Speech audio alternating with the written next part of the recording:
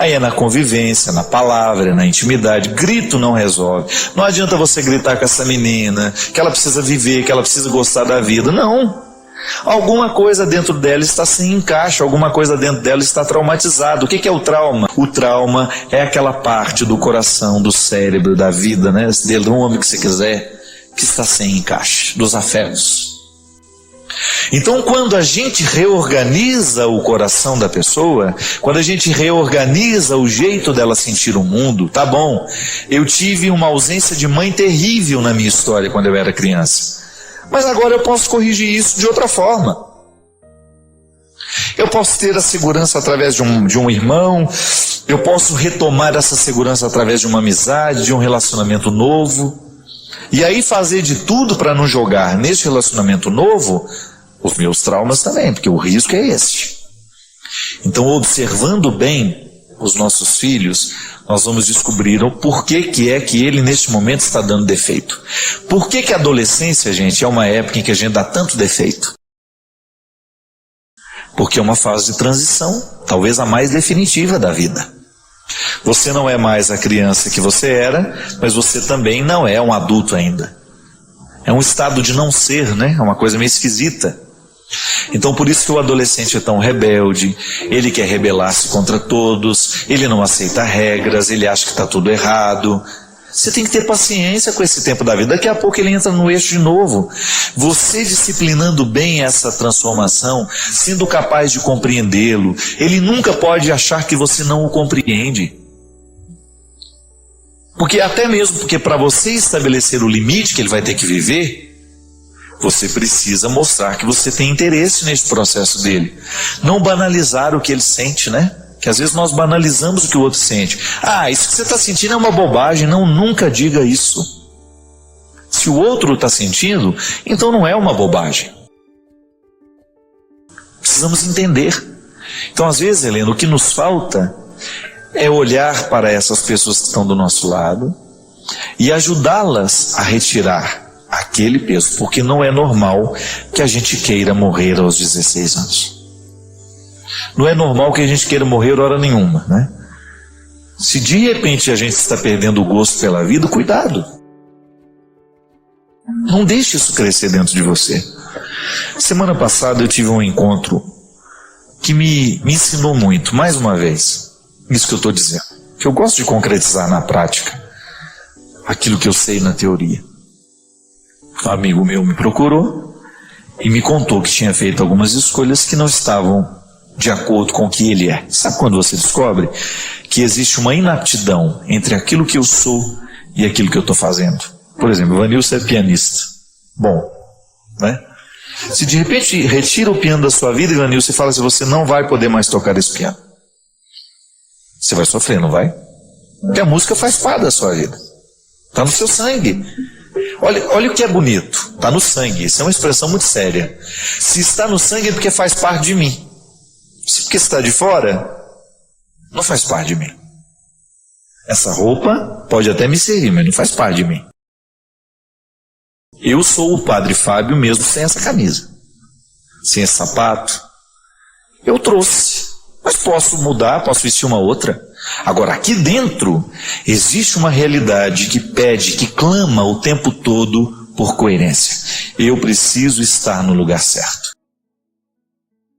Então, quando eu começo a permitir que o meu ser fique habitando um lugar para o qual ele não foi feito, eu começo a comprometer o sentido da minha vida. E era justamente sobre isso que falava o meu amigo, chorando, dizendo, eu estou no lugar errado, fazendo a coisa errada. Estou traindo a minha essência, estou traindo o que eu sou. Não pode. Não pode ficar um dia a mais. Se você descobre que você está traindo a sua essência, insistindo em ficar numa situação para a qual você não foi feito, você está comprometendo o sentido da sua vida. Minha gente, o que Jesus fazia com as pessoas era isso. Encontrava a pessoa certa no lugar errado e fazia o quê? Dava um jeito de orientá-la para que ela estivesse no lugar certo. É igual planta.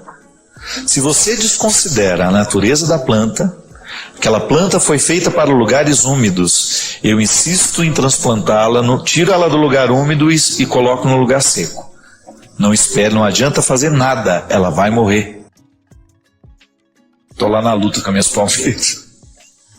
Plantei umas palmeiras lá lindas, todo dia eu olho para ela, ai meu pai, será que elas vão sobreviver? Aí estou fazendo de tudo que eles falaram que eu tenho que fazer para que ela sinta menos o transplante, né? Aí eu fico tentando favorecer o crescimento para que ela não morra, eu não quero que ela morra. E você sabe que eu olho para o meu jardim lá, que agora eu estou tendo a oportunidade de cuidar, eu fico vendo o que Jesus fazia com as pessoas, é a mesma coisa comigo, minha gente. Eu também sou uma planta que se estiver no lugar errado eu morro. Não tenha medo. Não tenha medo de olhar para o lugar que você está, a vida que você está vivendo, e mexer nisso tudo. Ninguém nasceu para ser drogado, ninguém nasceu para ser triste, para ter problemas sim, porque faz parte da vida. Mas ficar o tempo todo alimentando um processo de depressão, de angústia, de ansiedade, não. Passa. De vez em quando a gente se entristece, de vez em quando alguém vai fazer alguma coisa errada para nós, alguma coisa ruim que vai nos machucar, mas você passa. Se você estiver plantado no lugar certo, você suporta tudo isso. Esse não é o nosso esforço, minha gente, é o meu, é do Ivanilson, é seu. A gente descobrir o lugar no mundo, sabendo que o que Jesus quer fazer conosco é isso, oferecer-nos o lugar certo. Conversão é isso, é você dar os passos para ocupar o lugar certo. A realização que eu quero, que você quer, e que Deus já quis muito antes de nós. É isso que eu lhe desejo. Que no dia de hoje você possa ir dormir pelo menos incomodado com isso. Que você acorde amanhã, que você vá dormir assim e que você acorde disposto a viver bem o seu lugar no mundo. Não imagine muito não, viu? Olhe para o seu redor, olhe ao seu redor e descubra o que você pode fazer hoje para que você possa ser a pessoa certa no lugar certo. Uma pergunta bem feita, ela tem o poder de gerar respostas muito criativas dentro de nós. Ou então, quando não conseguimos chegar às respostas, a pergunta mesmo se encarrega de nos levar a um processo de mudança. Eu, por exemplo, quando eu me pergunto, o que um ser humano precisa para ser feliz? Eu posso querer encontrar as respostas colocando todas as dimensões da felicidade material, que não é nenhum problema. Eu preciso de realidades materiais, eu preciso do conforto onde dormir, eu preciso de alimento.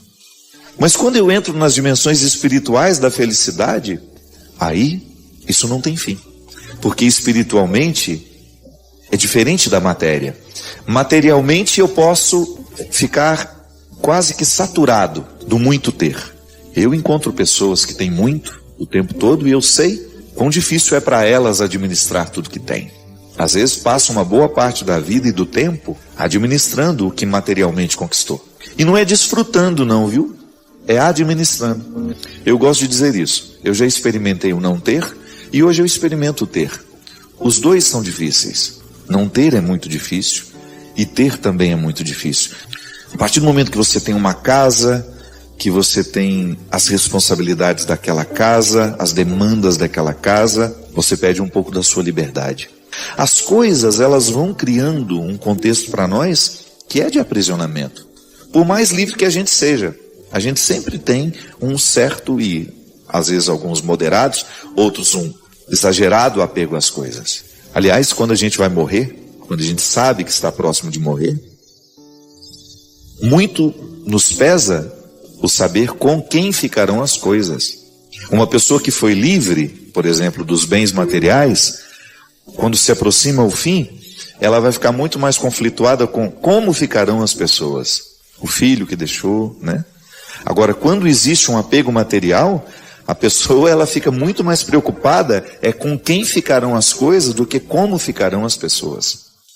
Então, diferente da riqueza material, a riqueza espiritual ela não ocupa espaço. Ela varre espaços dentro de nós.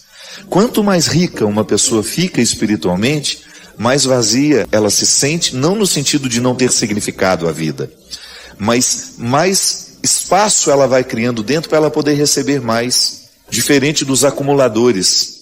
É tão triste aquilo, né? Você pode olhar e fazer o seu julgamento. Como é que uma pessoa consegue viver num ambiente tão acumulado? Pois é uma doença, é um desequilíbrio.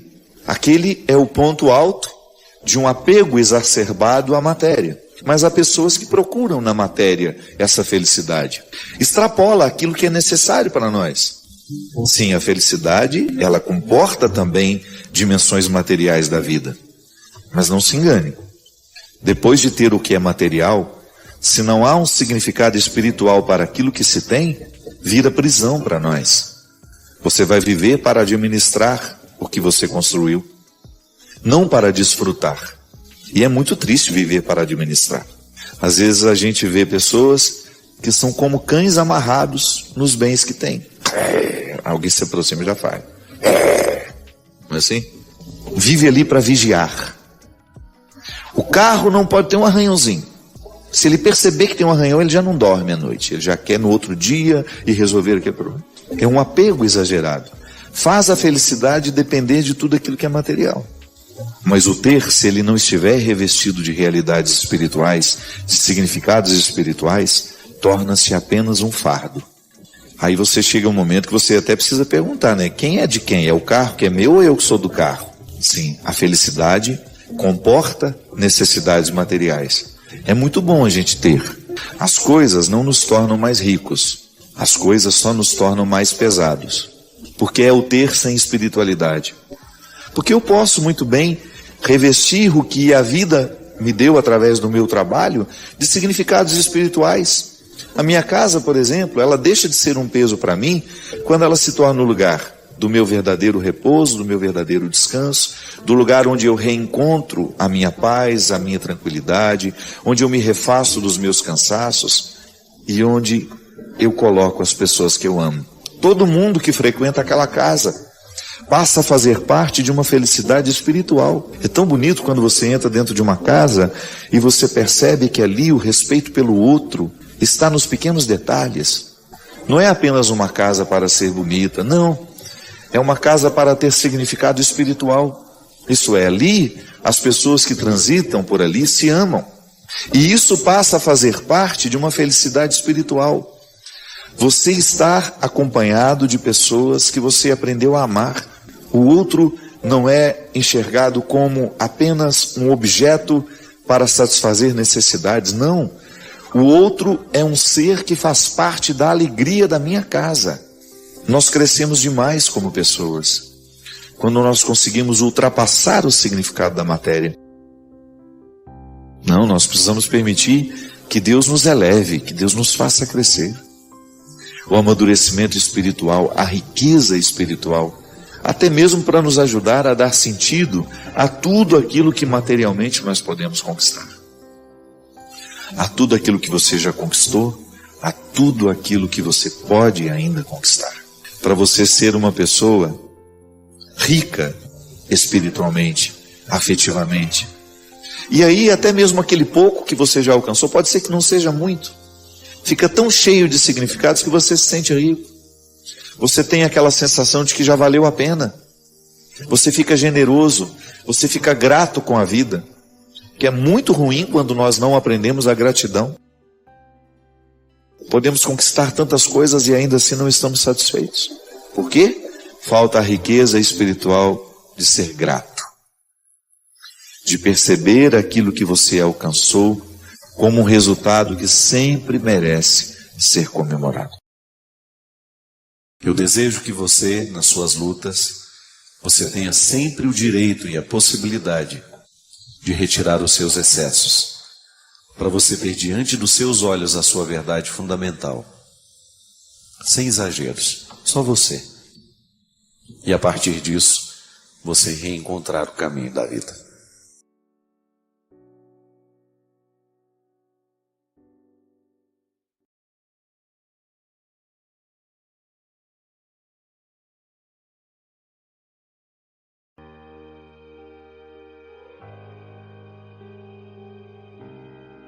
O bom educador nunca dá ao seu discípulo a lição pronta. Seria um crime contra o discípulo oferecer a ele a lição pronta. O mestre dá a certeza de sua presença, para retirar alguma dúvida, para poder ajudar a dissolver aquilo que está atrapalhando e prejudicando o aprendizado, mas em alguns momentos o discípulo terá de conviver com a sua solidão. O mestre se cala e se recusa a dar a resposta que nós tanto buscamos. Não é assim na vida? Há respostas que Deus só pode nos responder através do silêncio dele. Isso é mão de Deus também nos sustentando. Que às vezes a gente tem a ilusão, e isso é fruto de uma visão ingênua.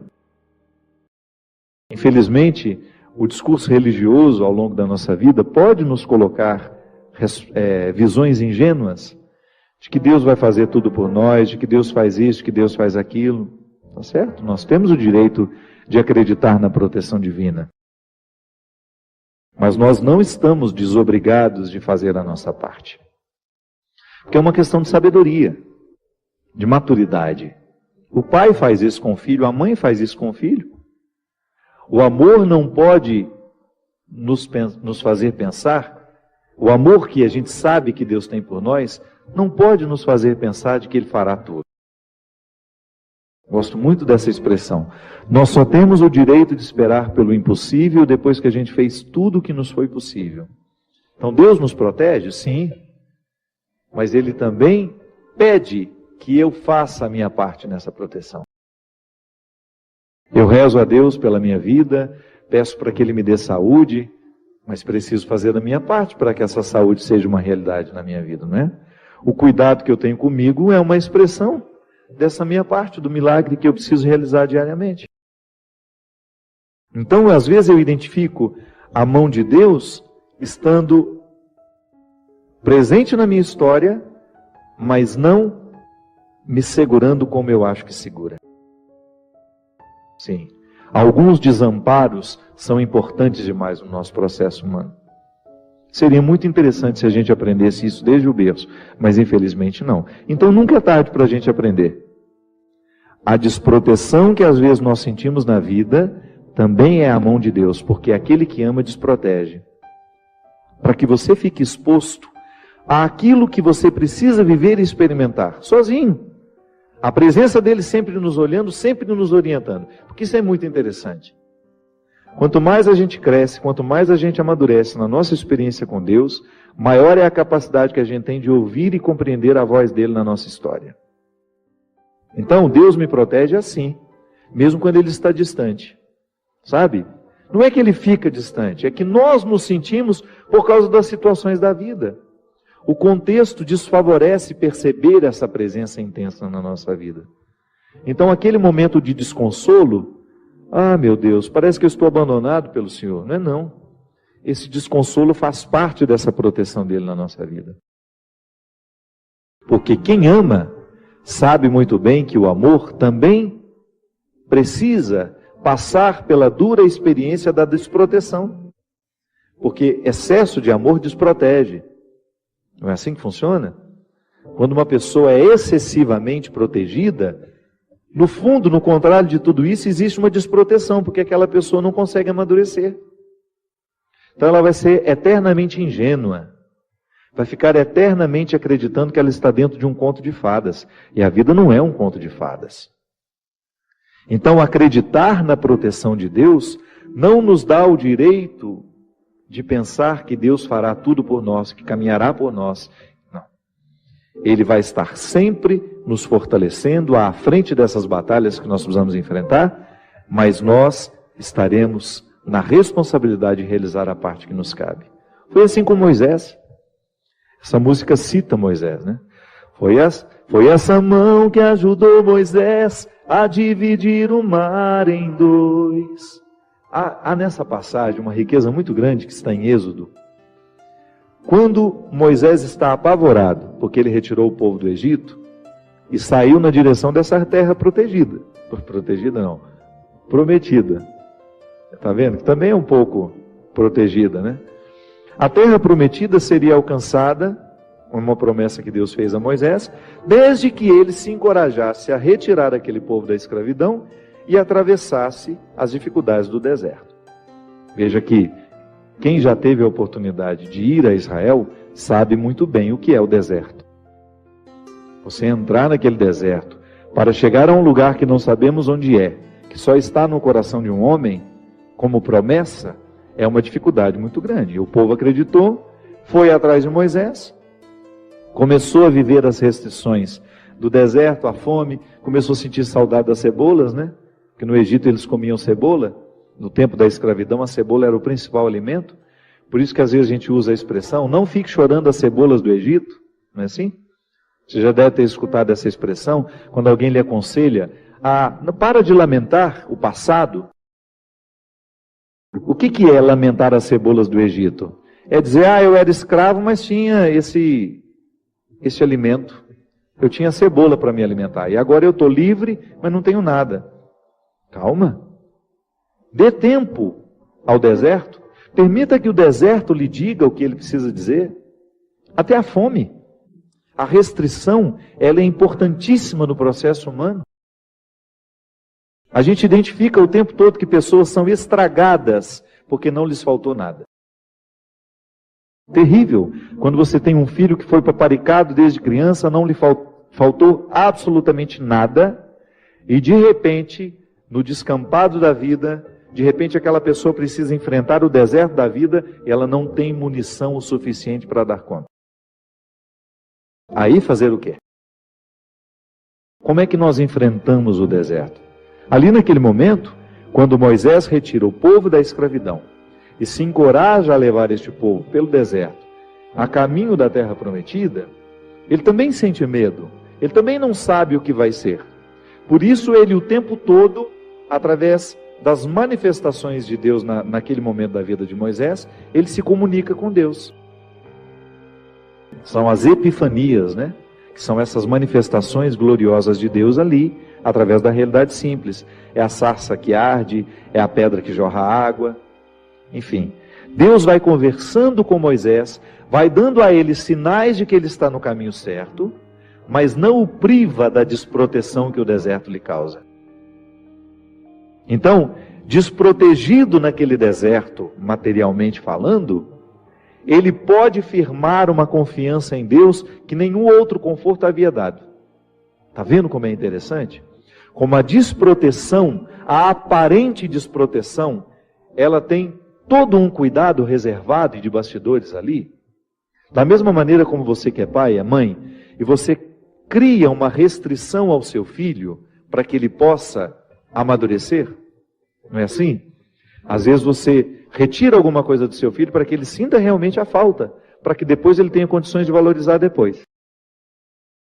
Volto a dizer, muitas pessoas dão errado na vida é porque não lhes faltou nada.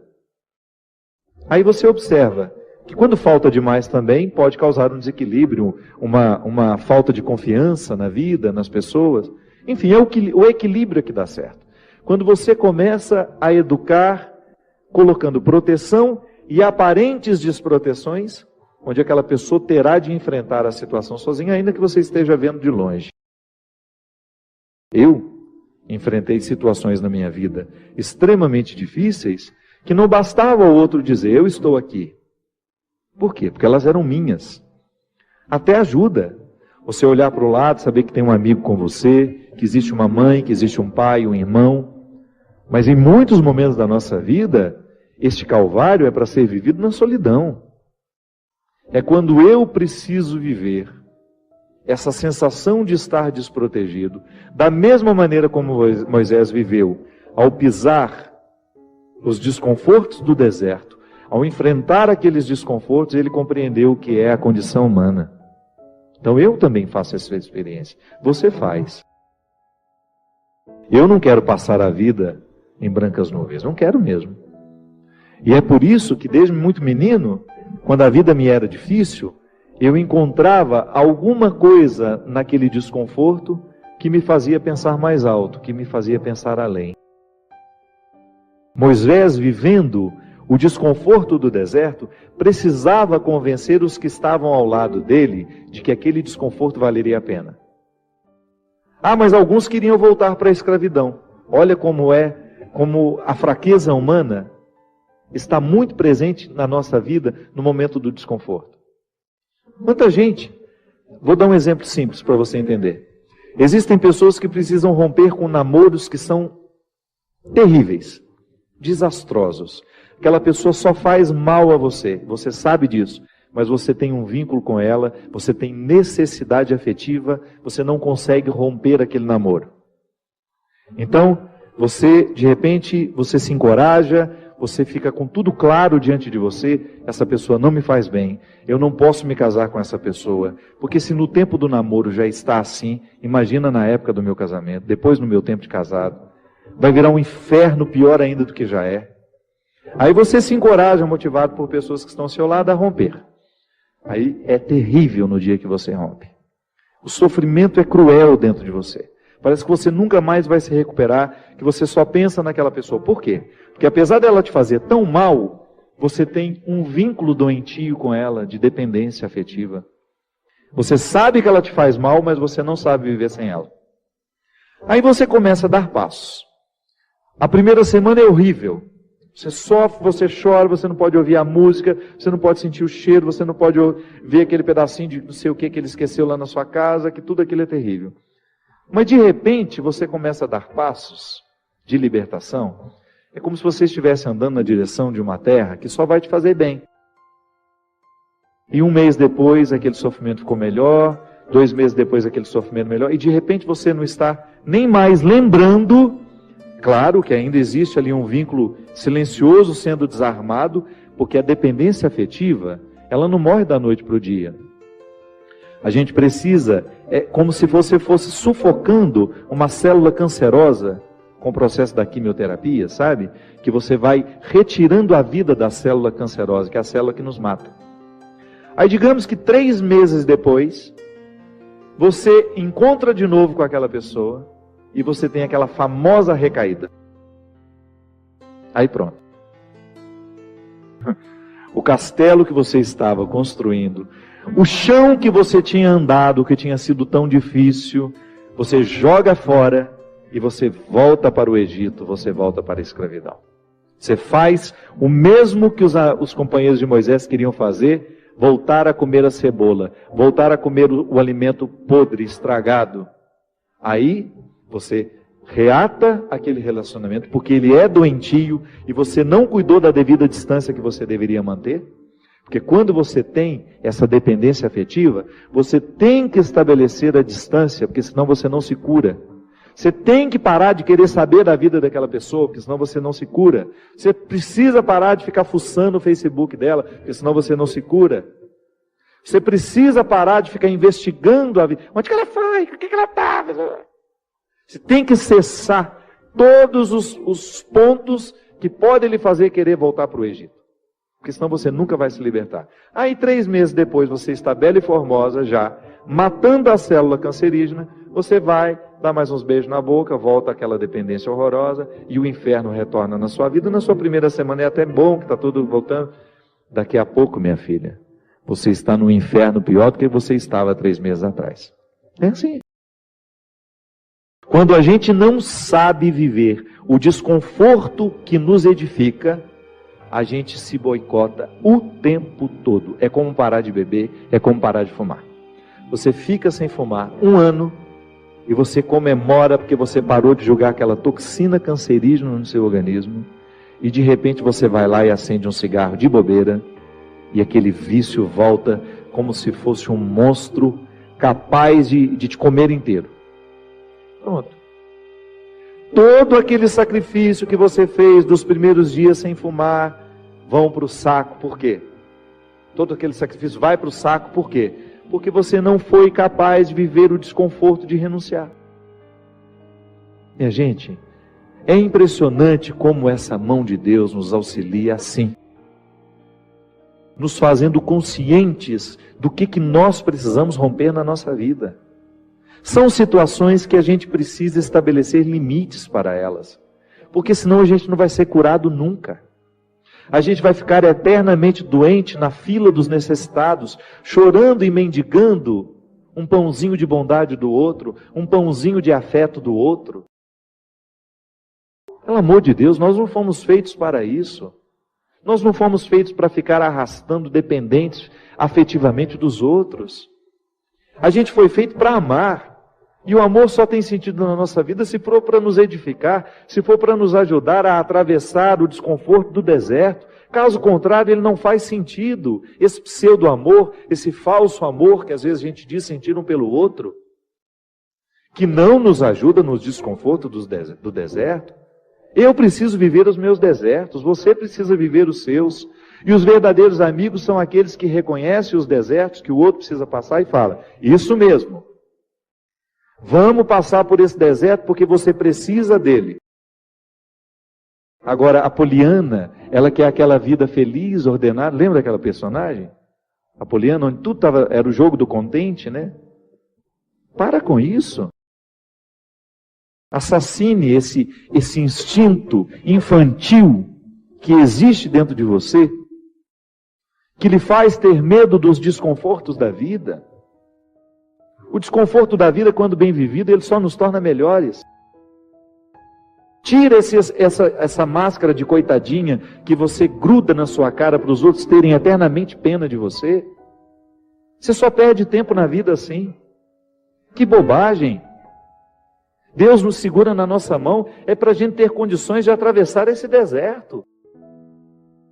Não é para ficar recaindo eternamente e voltar a comer as cebolas do Egito, porque a gente teve dó de nós, porque a gente teve dó do outro, não. A caminhada é para frente que se vai.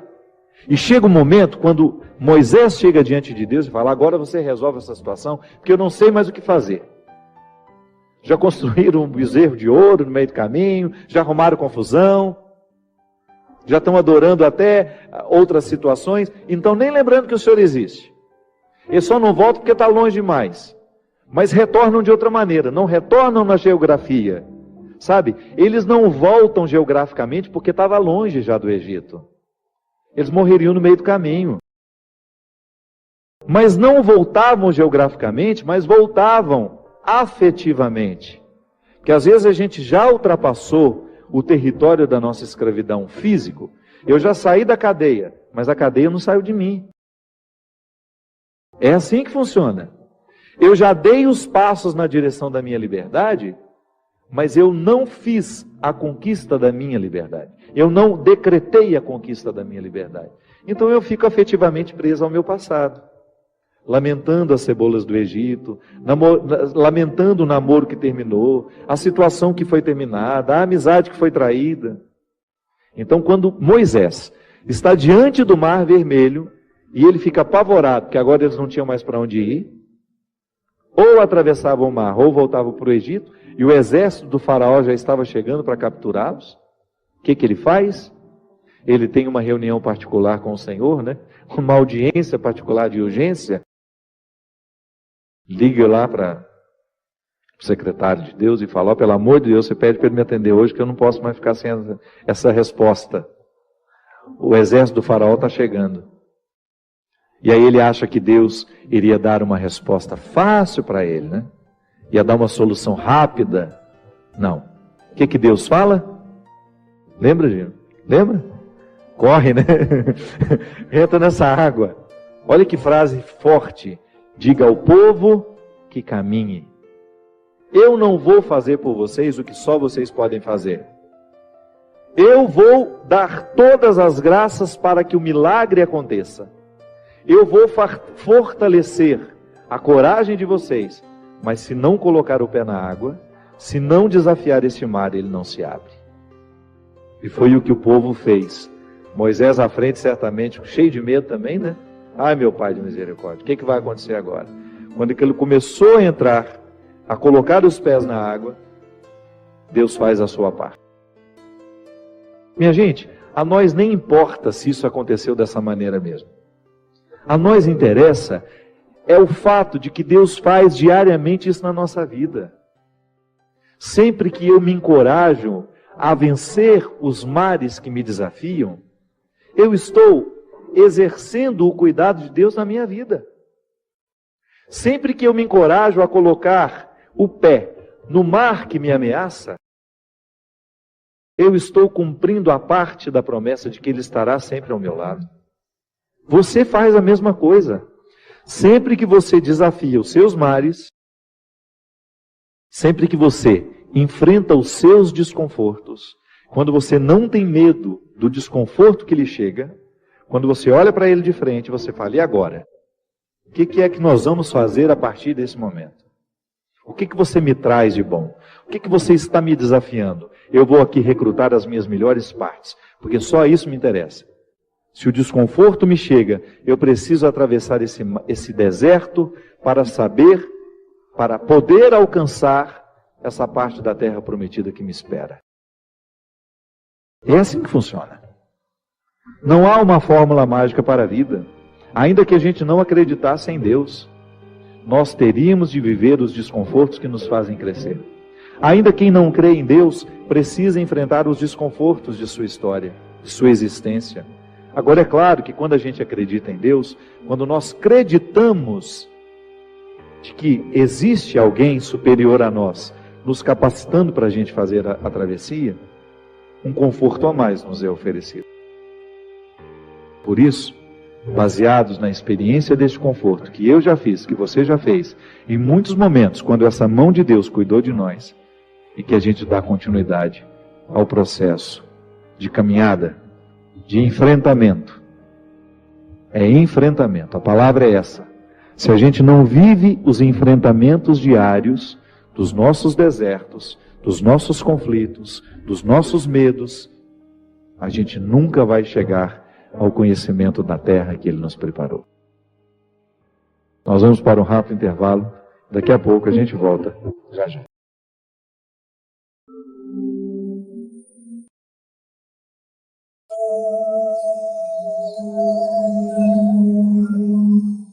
Estamos de volta com o programa Direção Espiritual. Boa noite, Cristian. Tudo certíssimo por aí?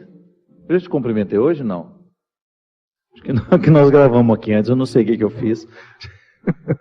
É que eu estou velho, ele está sonolento. Se você observar o Christian hoje, inclusive eu vou pedir até que você focalize ele um pouco mais, ele está mais sonolento que o normal hoje. Está quase dormindo. Ele falou que os pernilongos na casa dele já se acostumaram com aquele líquidozinho que a gente põe para queimar, para espantar. Olha só que interessante. Eu não sabia nem que eu ia falar. Quando eu comecei a cantar a música, eu ia falar da proteção de Deus na nossa vida, mas não sabia que iria desembocar nesse discurso todo da proteção que desprotege, do desconforto da estrada, do deserto, como algo essencial à vida humana, irrenunciável, e que nenhuma visão ingênua religiosa pode nos impedir de compreender a vida assim, né? A dificuldade como um processo natural na nossa vida. E aí, olha o texto que eu tinha preparado para hoje, que está em Mateus 10, versículo 34. Não penseis que eu vim trazer paz à terra. Não vim trazer paz, mas sim a espada. De fato, eu vim pôr uma oposição entre o filho e seu pai, a filha e sua mãe, a nora e sua sogra, de maneira especial. Não, brincadeira, não está escrito isso aqui não. E os inimigos serão os próprios familiares. Quem ama pai ou mãe mais do que a mim não é digno de mim. E quem ama filho ou filha mais do que a mim não é digno de mim. Quem não toma a sua cruz e não me segue não é digno de mim. Quem buscar a sua vida vai perdê-la. E quem perder a sua vida por causa de mim, a encontrará. Não é São Paulo que está dizendo isso, não é João, é Jesus. É um texto dito pelo próprio Mestre. Olha que interessante, minha gente. Quando você olha, quando você percebe que essa palavra dura de Jesus, é para nos ajudar a compreender a crueza da vida mesmo. Ele não veio passar manteiguinha no pão. Ele não veio nos propor moleza. O próprio Cristo nos diz que esta espada que Ele coloca dentro dos nossos relacionamentos é justamente para nos fazer crescer. É para estabelecer bem os papéis. É a experiência do enfrentamento. Isso a gente vai viver a vida inteira. Não pense você que sua relação com sua mãe é uma relação bonita, que jamais será questionada. Não, não é assim não. A relação mãe e filha, se você não estabelece esse enfrentamento no momento certo, a paz não chega. Porque fica aquele conflito velado. Não é assim? A mesma coisa na nossa relação dentro de casa, quando você percebe que está existindo um conflito que nunca se resolveu, porque as questões nunca foram colocadas para fora. A gente nunca teve coragem de colocar na mesa. Eu me lembro direitinho. O dia que porque o mineiro tem muita dificuldade de estabelecer um embate com a própria mãe. A mãe é um território sagrado que a gente não tem coragem de questionar, né? E eu me lembro que isso é muito cultural. A gente vem de uma família, de uma estrutura cultural matriarcal, onde a mulher tem um poder muito grande. E eu me lembro direitinho quando me chegou essa consciência, e eu falei com a minha mãe: mãe, eu amo tanto a senhora, mas eu sou também capaz de odiá-la. Aí a gente leva aquele susto, não? Um filho odiar sua mãe. Não o ódio no sentido de querer matar, jogar pela janela, não é isso não. É no sentido de você rejeitar uma série de aspectos da personalidade dela que estão em você e que você assumiu por uma imposição. Quando você identifica que existem aspectos da sua personalidade que são muito parecidas com a da sua mãe e que você rejeita profundamente aquilo, que você gostaria de ter o direito de se libertar. Então, mãe, a senhora é um território sagrado, mas eu tenho que ter coragem de reconhecer os excessos que a senhora provocou em mim. Aí, minha gente, parece que uma espada corta o coração dos dois, né? Mas a ressurreição que vem depois, porque você se desobriga. Você começa a ter coragem de estabelecer os confrontos com todo o respeito que a mãe precisa e merece. Mãe é um território sagrado que nunca deverá ser desrespeitado, mas pode sim ser contestado na hora certa e do jeito certo. A senhora escolheu viver assim. Essa não é a minha escolha. Então a gente precisa continuar se amando. A gente pode estabelecer esse embate e a gente continuar vivendo em um profundo respeito um pelo outro. É assim. Quando Jesus fala que ele trouxe este embate, essa espada, não é para nos separar uns dos outros, não. É para nos unir do jeito certo. Porque às vezes uma união só acontece de verdade depois de muitos conflitos. A gente precisa se livrar das visões ingênuas. Essa pessoa é perfeita. Olha como nosso amor é lindo. Isso dura 2, 3 anos até que os príncipes retiram as máscaras. E você descobre que aquilo não passa de um rinoceronte, que tinha uma carinha bonitinha no primeiro momento, e é um monstro capaz de pisotear tudo que você tem de mais sagrado. Então, retiramos a visão ingênua dos nossos relacionamentos, e aí você começa a ter, de fato, um terreno palpável, onde o amor é possível. Sim, pessoas imperfeitas podem sim se amar e estabelecer relacionamentos muito bonitos, muito edificantes, muito interessantes. Mas então, eu a partir de agora vou contestar tudo. Não é assim não. Seja sábio. Começa a identificar o que na sua vida precisa ser enfrentamento. Muitas situações não se resolvem, é porque a gente não conta para o outro que aquilo nos incomoda. Mas a gente não faz do jeito certo, porque a gente reclama toda hora. Toda hora a gente reclama, a gente grita, mas a gente não faz o enfrentamento. O enfrentamento é quando você marca a hora, lugar, senta todo mundo na mesa, ou senta você e seu marido e fala: olha, sabe isso que você está fazendo? Isso não é justo comigo, não é justo com seus filhos, e se você não tomar uma decisão, nós agiremos. É igual ser agredido, né? Tem gente que vai se acostumando com a agressão, vai se acostumando com a agressão, vai sendo agredido a vida inteira, e se acostuma com a condição de vítima. Não é assim.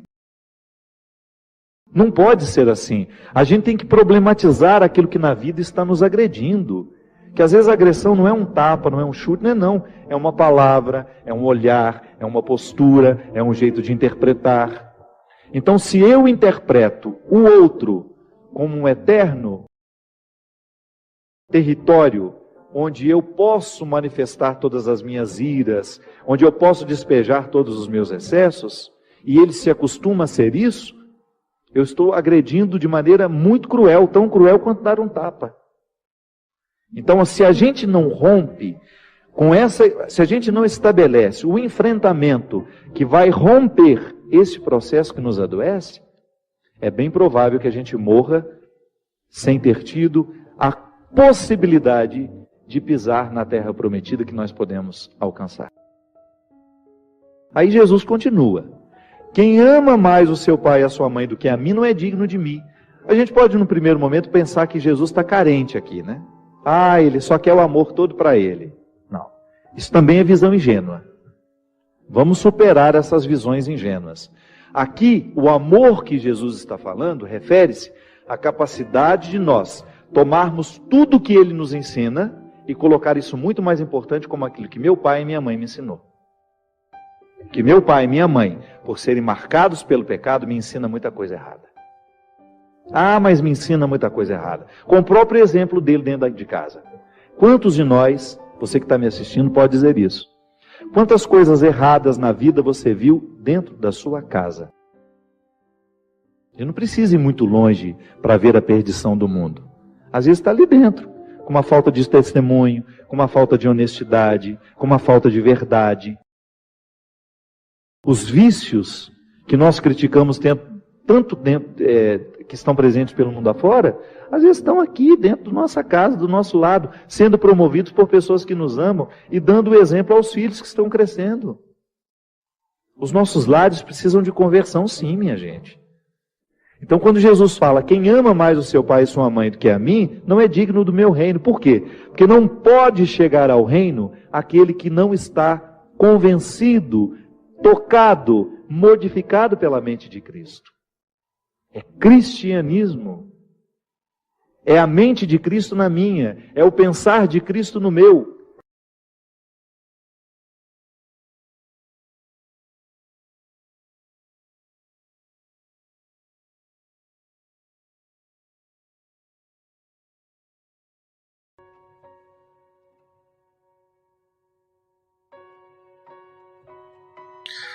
Padre Fábio, eu sou Graziele, hoje completei 26 anos de idade e preciso de uma direção espiritual.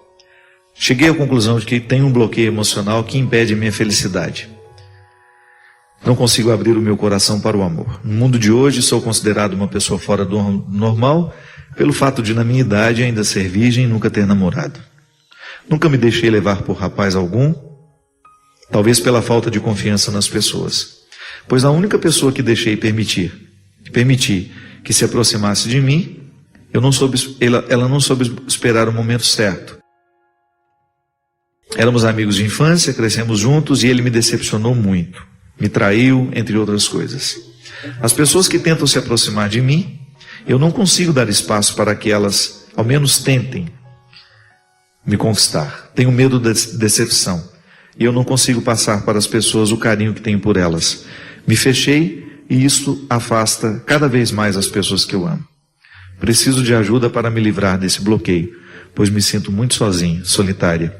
Isso está ficando pior a cada dia. Tenho medo de cair na depressão, se isso já não estiver acontecendo, pois tenho meus 5 minutos de alegria e depois me pego chorando. Preciso me fortalecer, mas não consigo me levantar. Obrigado, sinto que desabafei, pois não tenho com quem conversar tudo isso tão abertamente. Um abraço, Graziele. Triste, né? Uma pessoa dizer que não tem com quem conversar tudo isso abertamente, né? Que mundo é esse, né? Onde nós temos tantas pessoas ao nosso redor e tão poucas que nos provoquem essa liberdade de dizer o que a gente precisa dizer. Graziele, talvez sua falta de confiança seja justamente pelo fato de você não ter construído vínculos. Como é que nós vamos confiar se nós não temos vínculos? Como é que nós vamos viver a experiência da partilha? Porque, gente, a vida ela fica muito melhor quando nós temos a oportunidade de partilhar quem a gente é. Partilhar o que a gente tem, o que a gente pensa, o que a gente sente. A partilha. Nós às vezes dormimos na mesma casa, comemos à mesma mesa e somos estranhos. A estranheza, ela cresce toda vez que falta confiança e toda vez que falta disposição. E o mundo está ficando cada vez mais com gente esquisita, deprimida, por isso. Porque estamos infantilizados, né? E estamos infantilizando o outro. Com o nosso jeito de ser, com o nosso jeito mesquinho de pensar, de questionar. Não, essa vida é boa demais para ser perdida, para ser desperdiçada com essas mazelas. Olhe para aquilo que você tem. Não queira um mundo que não é seu. Não queira os amigos que não são seus. Olhe para os que você tem. Olhe para aquelas pessoas imperfeitas que estão ao seu redor e descubra que é com elas que você terá a oportunidade de fazer um mundo melhor. Olhe para o espaço que lhe pertence, para a vida que você tem e comece a ser feliz a partir disso. Tudo mais será acrescentado, mas o fundamental está aí. O problema é quando nós queremos o acréscimo, mas não sabemos partir do que é fundamental, do que temos aqui, do que nos fundamenta. Como uma casa precisa ter raiz para ficar em pé. Nossas raízes humanas, nossos alicerces humanos, olhar para essas pessoas que você vê todos os dias e descobrir que elas são extraordinárias. Estão ao seu lado, cuidam de você, estão com você. Comece a ser feliz com elas. Porque às vezes você se tranca lá no seu quarto e vai imaginar seres humanos perfeitos, idealizados. E aí você vai ficar sempre infeliz, porque as pessoas que estão em casa não servem para você. Quem serve? O que está idealizado lá na internet, ou aquele que não existe, que só existe no seu sonho e na sua cabeça. Volta para a realidade. E descubra que pessoas reais, com defeitos, que você olha, que se encontra, que fazem parte do seu dia a dia, essas pessoas, elas são fundamentais na sua realização. É a partir delas, é com elas. É impressionante como hoje nós temos muitas facilidades de estar com o outro, mas nós temos muita dificuldade de encontrar o outro. As facilidades que nos aproximam nem sempre permitem a nossa intimidade. Pode observar, os recursos que nós temos hoje, é tão fácil você se deslocar e ir de um lugar ao outro. Você entra no seu celular e ali você tem 1000 pessoas querendo conversar também. Mas por que essas facilidades não geram os verdadeiros encontros? Porque o encontro, minha filha, ele é construído aos poucos. E a primeira coisa que nós precisamos fazer para ter a oportunidade de encontrar alguém de verdade é abrir o nosso coração. É parar de pensar nas decepções que aconteceram, é parar de julgar as pessoas que nós encontramos, achando que elas são todas iguais àquelas que nos decepcionaram. E outra, e quem disse que a gente não pode se decepcionar? Eu me decepciono todos os dias. Às vezes eu me deparo com algumas manifestações de infantilidade, com pessoas que até então eu considerava maduras, através de um e-mail, através de uma coisa lá no Twitter. Eu falei, meu Deus do céu, não é possível. Será que essa pessoa que está conversando comigo aqui é aquela que eu considero madura para isso, para aquilo, me fazendo algumas vezes algumas perguntas tão descabidas, sabe? Que não... Você se decepciona. Mas você tem o direito de pensar que existem outras pessoas que poderão lhe proporcionar o que você precisa. Não é todo mundo que nos decepciona. E a vida vai mostrando sim quem são as pessoas. Elas se revelam sim aos poucos. As máscaras caem todas. As máscaras caem muito rapidamente. É só você dar a oportunidade de conviver. Agora, você vai sendo capaz de coletar no meio de milhões e milhões de pessoas as 2 ou 3 que você precisa para viver. Não basta. Não basta ter 1 milhão de pessoas se você não tem 2, 3 que você coleta lá e que você sabe, nessas aqui eu posso confiar. Essas aqui saberão me ouvir. Essas aqui não me cobrarão o indevido. Essas aqui estão maduras, ou estão pelo menos dispostas à maturidade. Que isso é fundamental, minha gente. A pessoa, se ela não estiver disposta à maturidade, ela será sempre um estrago na vida de quem passa por ela. Graziele, peça a Deus a graça, de que você tenha, e que você faça cair por terra todas as decepções que lhe impedem de encontrar hoje as pessoas. E já peça também um plus, viu? Você vai continuar se decepcionando, mas não é por causa da decepção que você vai desacreditar na possibilidade de ter pessoas boas ao seu lado.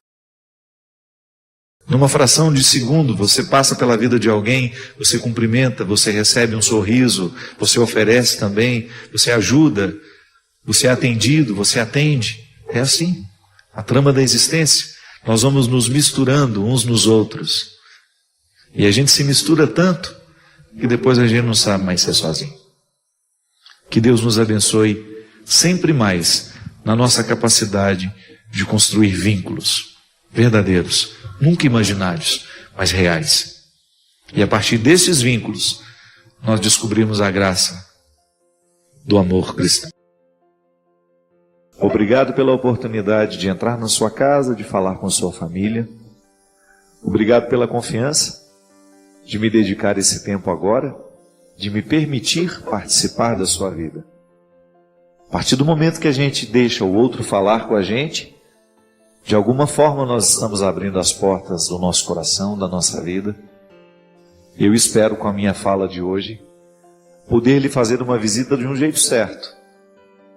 Poder ter a oportunidade de ser padre para você, de falar daquilo que eu acredito, de ter a oportunidade de partilhar a minha vida, a minha verdade, as minhas realidades, os meus defeitos, as minhas qualidades, tudo aqui perpassando pelas minhas palavras, pela partilha que pretende ser este programa.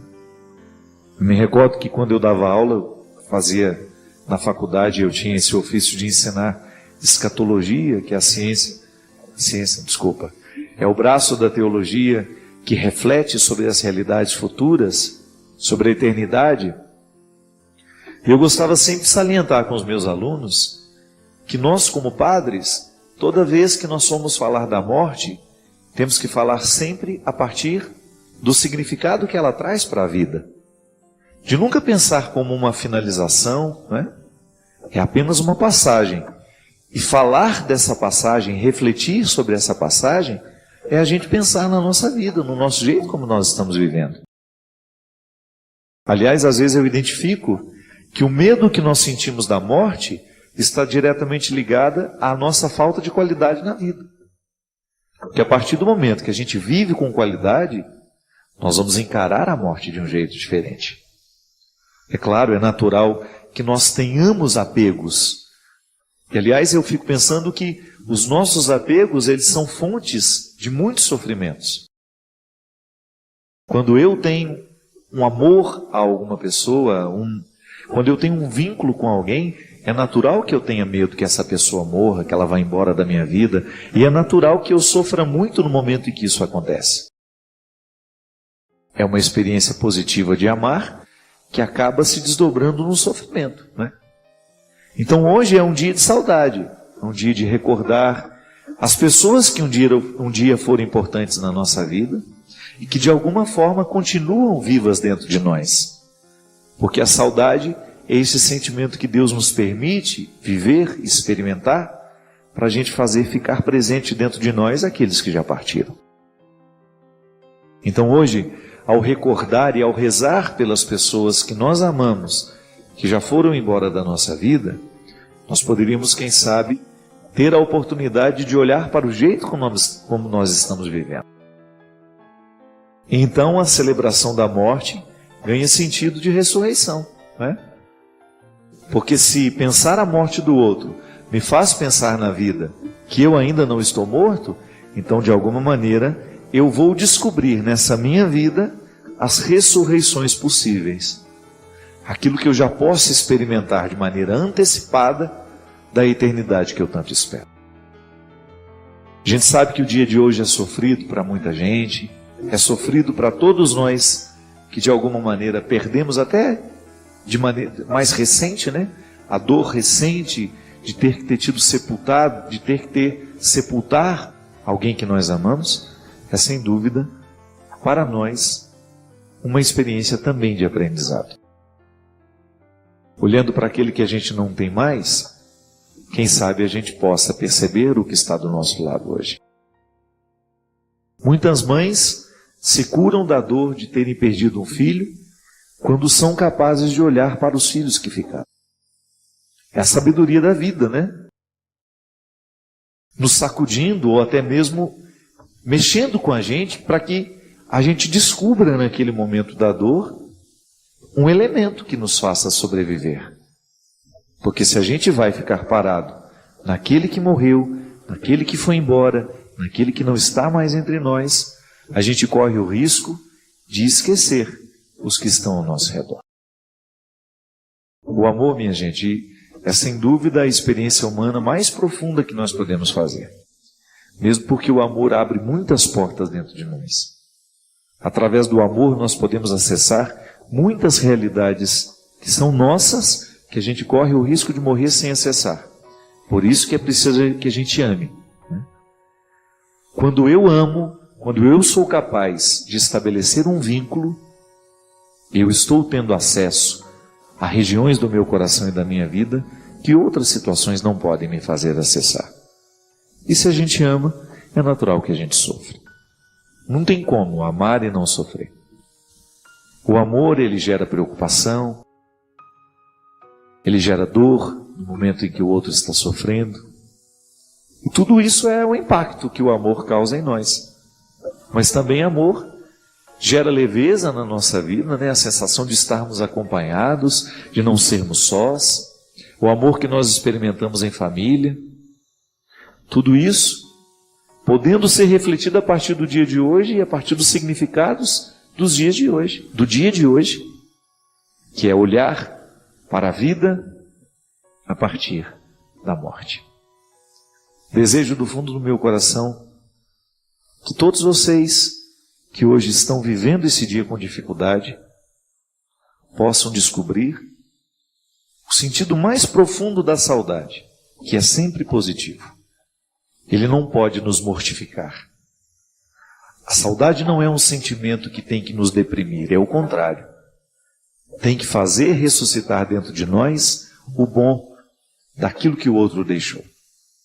Tudo aquilo que foi positivo, que foi vivido, que foi experimentado. Através de uma memória que nós celebramos, né? Toda vez que nós o recordamos, toda vez que nós fazemos alguma coisa que ele gostava e que de alguma maneira o atualiza entre nós.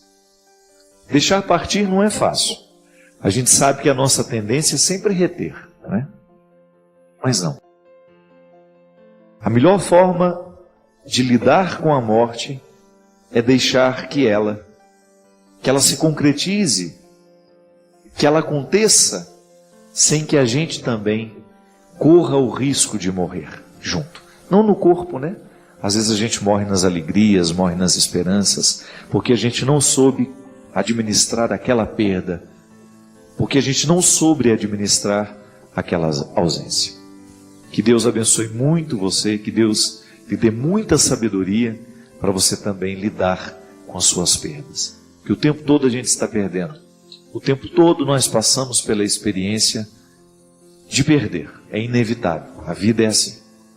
Mas ao mesmo tempo, nós queremos aprender com aquilo que a gente perde. E é por isso que a igreja nos coloca na perspectiva da ressurreição, que é justamente dar um novo sentido, dar um novo significado para um momento tão doloroso que é a experiência da morte. Pode deixar o seu pedido de aconselhamento, mas também o seu pedido de oração.